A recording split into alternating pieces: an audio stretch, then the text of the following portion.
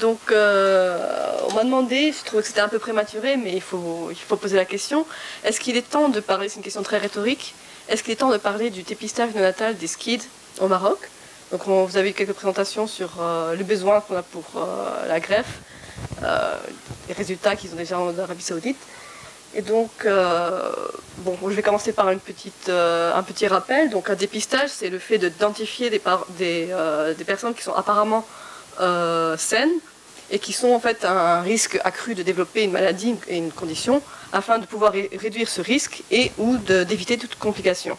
Et donc dans le cadre du dépistage néonatal, il s'agit de tester chaque nouveau-né afin de dépister certaines maladies qui sont délétères ou potentiellement fatales, et chez des patients, chez des enfants qui sont apparemment sains, qui sont à la naissance.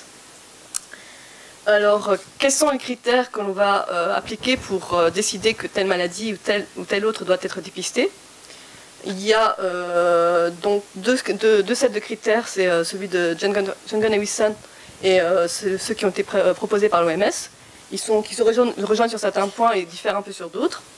Donc d'abord, ça c'est le plus important, c'est que la maladie que l'on veut tester, que l'on veut dépister doit être d'importance, à savoir qu'elle doit être suffisamment fréquente et suffisamment délétère pour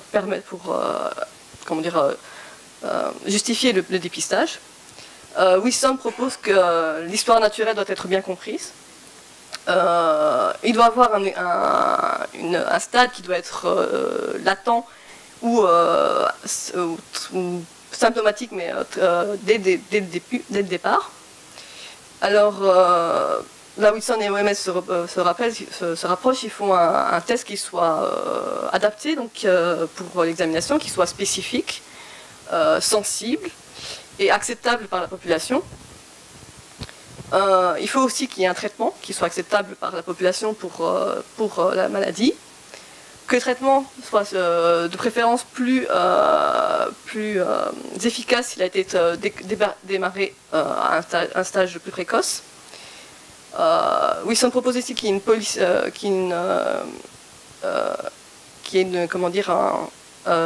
un consensus sur qui doit être traité, que le diagnostic et le traitement soient cost-effectif, comment dire ça, ouais, coût-efficace, voilà. Wilson propose qu'il y ait qu'on trouve des cas de façon continue.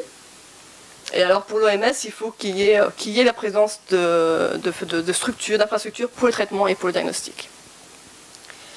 Alors nous on va ici sur les programmes de dépistage néonatal dans le monde. Là vous avez ça c'est le panel qui est recommandé pour les États-Unis. Donc les États-Unis ça diffère d'un État à l'autre, mais ils ont un consensus sur une trentaine de maladies qui sont recommandées et une vingtaine d'autres qui sont secondaires.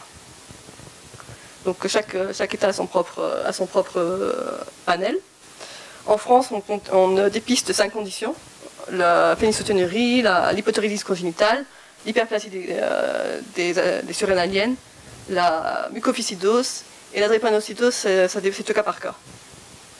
En Royaume-Uni, ils ont 9 maladies, 5 dans le panel habituel et 4 qui ont été ajoutées récemment. Je pense que c'est un test sur 1 an avant de le rentrer de manière définitive. L'Égypte, ils ont le déficit donc, de l'hypothyroïdisme congénital. Par contre, ils ont le plus grand laboratoire de screening au Caire. Alors au Maroc, malheureusement, on n'a pas encore de programme national qui est implémenté, enfin pas encore. On a quelques programmes qui ont été établis dans certaines régions pour l'hypothyroïdisme congénital, donc avec le ministère de la Santé, notamment Rabat, je pense qu'ils sont à 60% de couverture. Fès ont commencé, je pense qu'il y avait un programme plus au sud, mais je ne saurais pas dire où il en est. Et alors, il y a un programme pilote qui est prévu pour les 5 maladies qui sont dépistées en France. Donc le projet pilote, il va faire intervenir le ministère de la Santé, une société scientifique et le laboratoire national de référence de Casablanca. On va essayer de choisir 4 ou 5 sites qui représentent l'hétérogénéité au Maroc.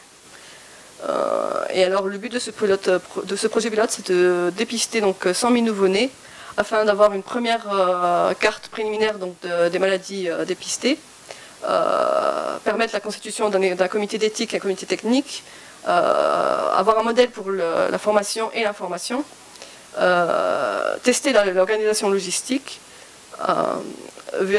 tester aussi la prise en charge des patients qui vont être dépistés positifs, mettre en place des consultations spécialisées et vérifier l'utilisation et le management des bases de données qu'on va recevoir. Donc ça c'est pour le dépistage natal classique. Alors en ce qui concerne les déficits immunitaires, il y a donc la maladie la plus sévère, on l'a dit assez souvent, c'est le SCID. Et est-ce qu'il y a des critères, est-ce que le SCID répond aux critères de l'OMS au Maroc? C'est vraiment une condition importante puisque les résultats du dépistage natal aux États-Unis rapportent 1 sur 50 000 naissances pour le SCID et sans traitement il y a 100% de mortalité. Bon, donc d'accord. Est-ce que le traitement est acceptable? En effet, on a un traitement curatif, la greffe de cellules de souche. Il est très efficace quand il est réalisé à des âges plus précoces. A-t-on des infrastructures pour le diagnostic et le traitement? Donc on a des infrastructures en place pour le diagnostic, pour le traitement, plus ou moins, en cours. Alors, oui, je disais pour l'âge du traitement, ça c'était une présentation une petite série de Brown et Hall qui avait été publiée en 2011, qui avait comparé les résultats des transplantations chez les patients index par rapport à leurs frères et sœurs. Et il avait trouvé un survie général de 40% chez les patients index et de 90% chez les fratries, qui ont donc été greffés plus tôt. Y a-t-il un stade qui est latent et qui est visible? En effet, il n'y a pas de production de cellules T dès le plus jeune âge. Y a-t-il un test qui est disponible? En effet, il y a la quantification des TREC qui a été prouvé sensible et spécifique pour le diagnostic des déficits en cellules T. Donc pas uniquement les SCID, mais également quelques KID. Et est-ce que ce test est acceptable pour la population? Bon, je ne vois pas de raison de refuser ce test au niveau de la population. Alors, pour ce qui est de l'efficacité du coût, là je vous présente rapidement une étude par Chan, qui est un économiste de la santé, qui a fait une étude sur le Royaume-Uni, avec les chiffres au Royaume-Uni, qui avait montré que le coût de soins cliniques pour un patient SCID est 10 fois plus élevé lorsqu'il n'a pas été dépisté que lorsqu'il a été dépisté. Et lorsqu'on comparait ça avec le prix du coût de dépistage, on avait quand même ils avaient 2 millions de livres sterling qui étaient d'épargnés avec le screening, avec le dépistage, sur une base de 1 sur 60 000, je pense, patients. Ce que j'ai essayé d'adopter, c'est très grossièrement ces chiffres au Maroc.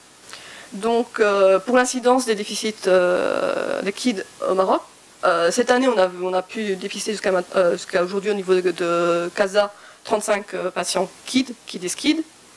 Donc, nous ne pensons pas être trop pessimiste ou optimiste lorsqu'on dirait qu'on est à 120 patients par an de patients KID. Et lorsqu'on fait le calcul, le soin clinique pour un SCID qui serait dépisté serait 3 fois moins important que pour un SCID non dépisté. Bon, là c'est très grossier, hein, on a des chiffres beaucoup plus bas quand même par rapport au Royaume-Uni. Donc lorsqu'on compare avec nos 120 patients, on a quand même un gain de 53 millions de dirhams dû au dépistage. Et le minimum de patients qu'il faudrait pour qu'on ait ce gain, pour qu'on ait un gain de dépistage, ce serait 68 patients par an. On pense à 120, ouais, on aurait facilement 120. Je pense que... 68, on aurait un gain. On est gagnant. Voilà, à 120, on gagne 53 millions de dirhams par an.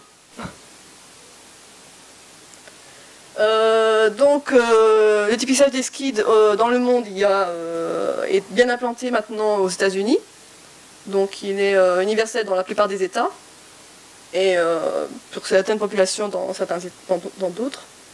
En France, il y a 2 programmes pilotes, donc 2014-2017 et 2016-2017, c'était pour l'efficacité du coût, c'est ça le dernier. Au Royaume-Uni, il y a toujours des discussions qui sont en cours. En Espagne, il y a un programme pilote et je pense qu'il y a une implantation qui a été faite en Catalogne, qui a été annoncée dernièrement.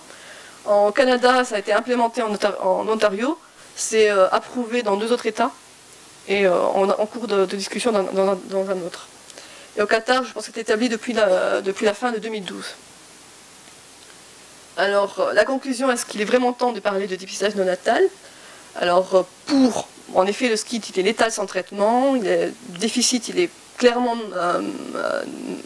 sous-diagnostiqué au Maroc. On a un test qui est sensible, qui va permettre ce dépistage. Le traitement serait plus efficace s'il est traité plus tôt, et on a pu montrer donc, une analyse de coût effectif intéressante. Les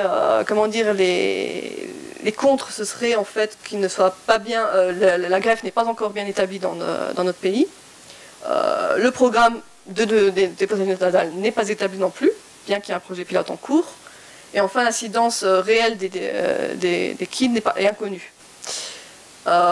Toutefois, il ne faut pas oublier que le premier pas est le plus difficile. Donc il faut qu'on prenne ensemble, il faut qu'on en parle. Parce que de toute façon, ça va prendre 4-5 ans, même 10 ans pour que ça soit mis en place. Donc c'est maintenant qu'il faut en parler. Merci.